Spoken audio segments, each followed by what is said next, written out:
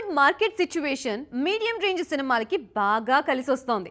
Cinema బడ్జెట్లో ఏకంగా 70% వరకు నాన్ థియేటికల్ రైట్స్ నుంచి రాబట్టి రిలీజ్కి ముందే నిర్మాతలు సేఫ్ జోన్లోకి వెళ్తున్నారు.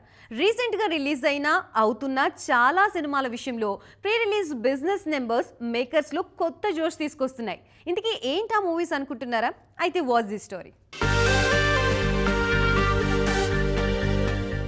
మెగా హీరో వరుణ్ తేజ్ నటించిన Korean Kanakaraju pre release business లో దూసుకుపోతోంది. 38 కోట్ల బడ్జెట్ తో తెరకెక్కిన ఈ Indo Korean horror comedy release కి ముందే ఏకంగా 26 కోట్ల నాన్ థియేటికల్ బిజినెస్ చేసి అద్దరగొట్టింది.